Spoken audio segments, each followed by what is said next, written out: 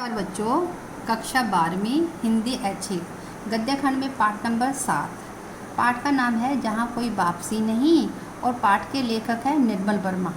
पहले हम निर्मल वर्मा का जीवन परिचय देखते हैं। देखिए जीवन परिचय क्या है। इनका जन्म 1929 शिमला यानी कि हिमाचल प्रदेश में हुआ था। शिक्षा इन्होंने दिल्ली विश्वविद्यालय के सेंट स्टीफन कॉलेज से इतिहास में MA किया। कार्य देखिए चेकोस्लोवाकिया के प्राच्य विद्या संस्थान प्रयाग के निमंत्रण पर सन 1959 में वहां गए और चेक उपन्यासों तथा कहानियों का हिंदी अनुवाद किया। हिंदुस्तान टाइम्स तथा टाइम्स ऑफ इंडिया के लिए यूरोप की सांस्कृतिक एवं राजनीतिक समस्याओं पर लेख तथा रिपोर्टाज लिखे, जो उनके निबंध संग्रहों में संकलित है। इसके पश्चात 1970 में भारत में आकर स्वतंत्र लेखन करने लगे। अब रचनाएं देखिए।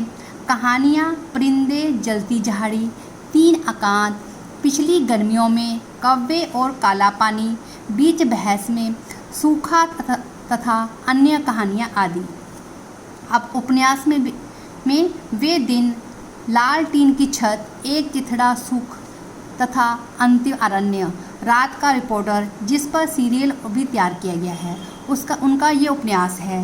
अब देखिए यात्रा संस्मरण में हर बारिश में, चीड़ों पर चांदनी, धुंध से उठती धुन। और निबंध संग्रह में शब्द और स्मृति, कला का जोखिम ढलान से उतरते हुए। आप देखिए उनको पुरस्कार कौन कौन सा मिला था। सन 1985 में कौवे और काला पानी पर साहित्य अकादमी पुरस्कार मिला। अन्य कई पुरस्कारों से भी इन्हें सम्मानित किया गया। आप देखिए इनकी साहित्यिक विशेषताएं क्या है। निर्मल वर्मा नई कहानी आंदोलन के अग्रज माने जाते हैं। इनके लेखों में विचारों की गहनता है। इन्होंने भारत की ही नहीं, यूरोप की सांस्कृतिक एवं राजनीतिक समस्याओं पर भी अनेक लेख लिखे हैं। अब भाषा शैली देखिए। भाषा शैली में अनोखी कसावट है, जो विचार सूत्र की गहनता को विविध उदाहरणों से रोचक बनाती है, विषय पर विस्तार करती है। शब्द चयन में जटिलता होते हुए भी वाक्य रचना में मिश्र एवं संयुक्त वाक्यों की प्रधानता है। स्थान स्थान पर उर्दू एवं अंग्रेजी के शब्दों का प्रयोग द्वारा भाषा शैली में अनेक नवीन प्रयोगों की झलक मिलती है। और उनकी मृत्यु यह 2005 में हुई। अब देखिए ये पाठ का जो है मूल संवेदना क्या है।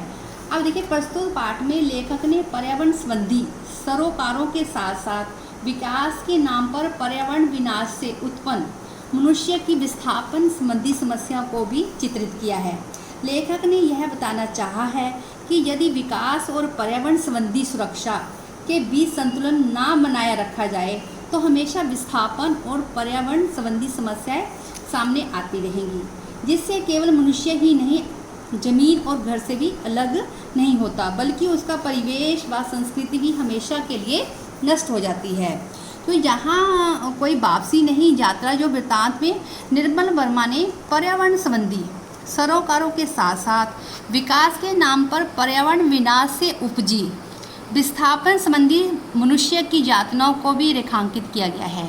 लेखक सन 1983 ईस्वी में दिल्ली में स्थित लोकायन संस्था की ओर से सिंगरौली के विकास का जायजा लेने हेतु गया था। यहाँ उसी यात्रा का मार्मिक चित्रण हुआ है।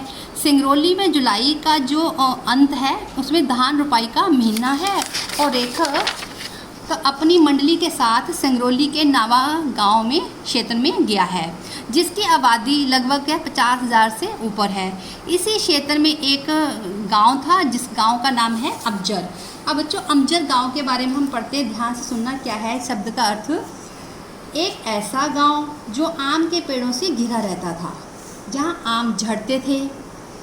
जब से सरकारी घोषणा हुई कि अमरोली प्रोजेक्ट के तहत नवा गांव के अनेक गांव उजाड़ दिए जाएंगे, तब से आम के पेड़ सूखने लगे थे। उन पर सूनापन छा गया था। ठीक ही तो है, आदमी उजड़ेगा तो पेड़ जीवित रहकर क्या करेंगे। अब पाठ का दूसरा मुख्य बिंदु है आधुनिक भारत के नए शरणार्थी। ठीक है ना। आधुनिक भारत के नए शरणार्थी जिन लोगों को औद्योगिकरण की आंधी ने अपनी घर जमीन से हमेशा के लिए अलग कर दिया गया, वही आधुनिक भारत के नए शरणार्थी कहलाए हैं। आगे है प्रकृति एवं औद्योगिकरण के कारण विस्थापन में अंतर। ठीक है बच्चे, अब देखिए बाढ़ या भूकंप के कारण जब लोग अपने घर को छोड़कर कुछ समय के लिए सुरक्षित स्थान पर चले जाते हैं और स्थिति सामान्य होने पर वापस अपने घर लौट आते हैं, उन्होंने प्रकृति के कारण विस्थापित कहा जाता है। जब लोगों को औद्योगिकरण व विकास के नाम पर निर्वासित मैंने घर जमीन से अलग कर दिया जाता है और ये लोग फिर कभी अपने घर वापस नहीं आ पाते, उन्हें औद्योगिकरण के नाम पर विस्थापित कहा जाता है। अगला बिंदु है देखिए यूरोप एवं भारत की पर्यावरण संबंधी चिंताएं क्या है। यूरोप एवं भारत की पर्यावरण संबंधी चिंताएं सर्वथा भिन्न है। यूरोप में मनुष्य और भूगोल के बीच संतुलन बनाए रखना पर्यावरणीय प्रश्न है, जबकि भारत में यही संतुलन मनुष्य और संस्कृति के बीच बनाए रखने का है। आगे है सिंगरौली का जो उर्वरा भूमि अपने लिए अभिशाप कैसे बनी।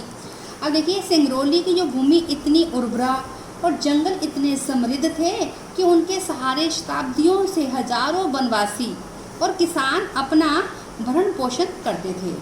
आज सिंगरौली की वही अतुलनीय संपदा उनके लिए क्या है अभिशाप बन गई है। तभी तो दिल्ली के सत्ताधारियों और उद्योगपतियों की आंखों से सिंगरौली की अपार संपदा छुप नहीं पाई।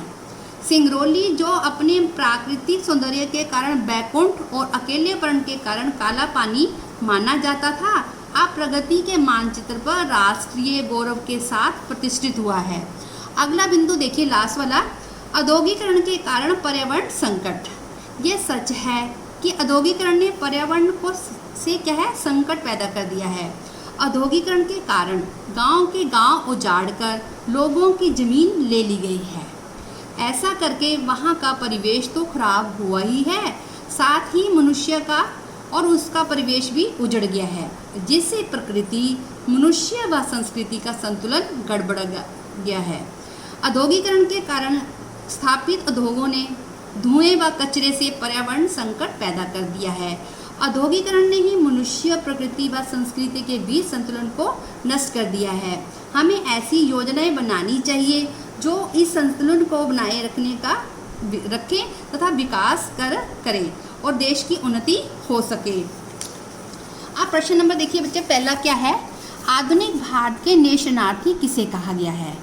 आंसर देखिए, औद्योगिकरण एवं विकास के नाम पर जिन लोगों को अपने निवास स्थान से अपने घर व जमीन से उखाड़कर हमेशा के लिए निर्वासित कर दी जाता है, इन लोगों की जो जमीन को भी सरकार या औद्योगिक घरानों ने छीन लिया है। यह लोग सदा के लिए बेघर हो जाते हैं और फिर कभी अपने घर लौट नहीं पाते हैं। ऐसे लोगों को आधुनिक भारत के नेशनार्थी कहा गया है।